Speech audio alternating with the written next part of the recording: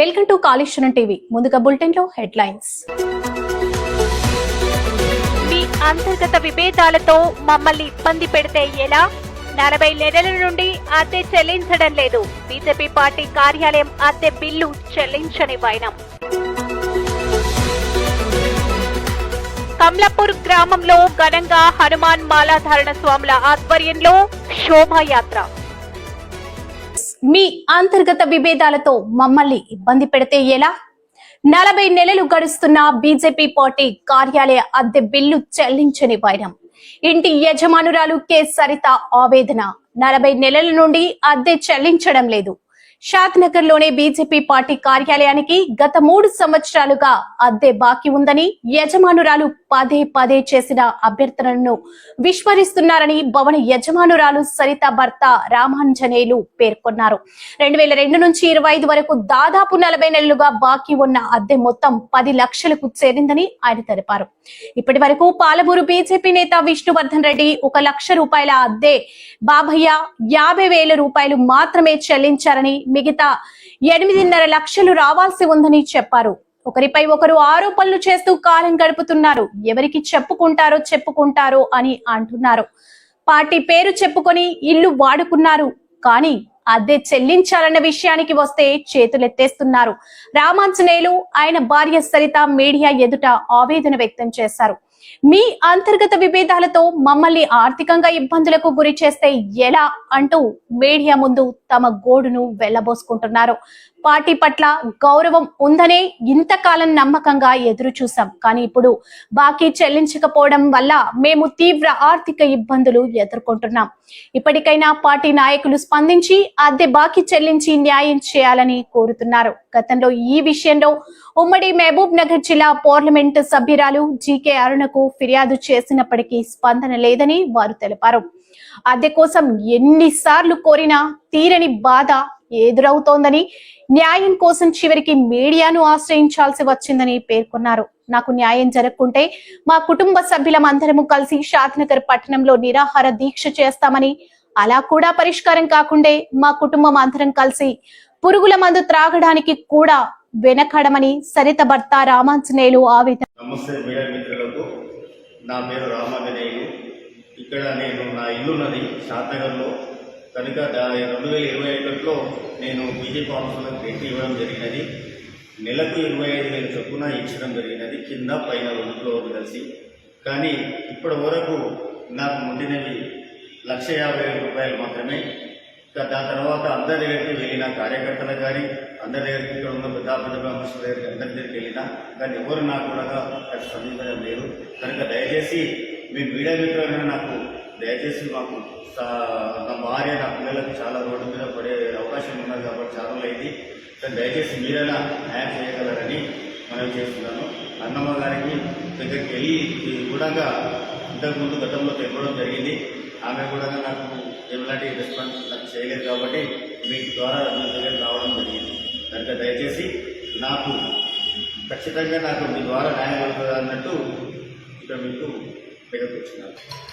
కూడా నాకు న్యాయం జరగకపోతే నేను, నా భార్య, నా పిల్లలను రోడ్డుపోయేవాడు కాబట్టి ఇక్కడ చౌరస్తాలో ధర్నా చేయడానికి కూడా, కూర్చోడానికి కూడా మాకు ఎలాంటి అభ్యంతరం లేదు. మాకు కొడుకుని ఉన్నాం కాబట్టి మాకు అది ఆధారం.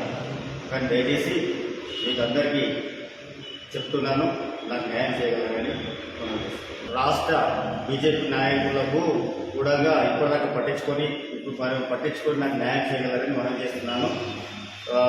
మాకు ఒకవేళ న్యాయం చేయని వేళ నేను మా పిల్లలు చౌరస్తాలో కూర్చొని టెంట్ వేసుకుని కూర్చొని మీకు నిరాదీక్ష చేయడంలో సిద్ధంగా ఉన్నాము. అప్పటికి కూడా మీరు స్పందించకపోతే మేము ఏదో సూచన చేయడానికి కూడా మేము ఇంకా చెప్తున్నాము. మీ పేర్ల మీద మీ చనిపోవడానికి కూడా సిద్ధంగానే ఉన్నాము. కనుక చాలా రోజులు అయింది కాబట్టి ఇక్కడ అప్పులు, కరెంటులు చాలా ఇబ్బంది పెడుతున్నారు. ఇక్కడ కరెంటు కూడా కండిషన్ ఇక్కడ కింద మాకు ఎలాంటిది లేదు. మీ దిక్కెళ్ళి మాకు చాలా ఇబ్బంది ఉంది. కనుక దయచేసి మన రాష్ట్ర మంత్రివర్యులు కానీ, మన రాష్ట్ర పెద్ద మనుషులు అందరూ కలిసి మీడియా మిత్రుల ద్వారా నాకు న్యాయం చేయబడ్డారు కోరుతున్నారు. ములుగు జిల్లా మంగపేట మండలం కమలాపురం గ్రామంలో సోమవారం సాయంత్రం హనుమాన్ మాలాధారణ స్వాముల ఆధ్వర్యంలో ఊరి చివర గల అభయ ఆంజనేయ స్వామి దేవాలయం నుంచి ఆటో స్టాండ్ వరకు శోభయాత్ర కార్యక్రమం నిర్వహించారు. ఈ కార్యక్రమంలో హనుమాన్ మాలాధారణ స్వాములు, భక్తులు, హనుమాన్ దేవాలయం అయ్యగారు, రామాలయం గారు, గ్రామ ప్రజలు, వివిధ పార్టీ నాయకులు, భజన బృందాలు, కోలాట బృందాలు, పిల్లలు, పెద్దలు అందరూ భక్తి శ్రద్ధలతో, సంకీర్తనలతో కమలాపురం గ్రామంలో శోభాయాత్ర అంగరంగ వైభవంగా జరిగింది.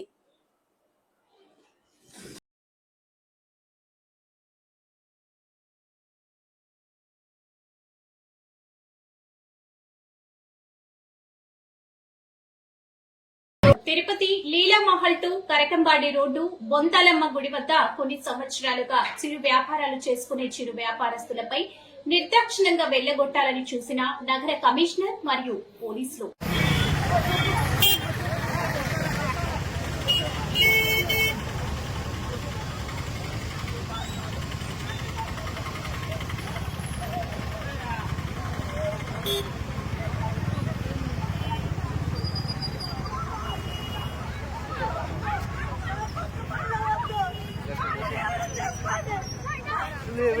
వాళ్ళ వాళ్ళు పిలవండి.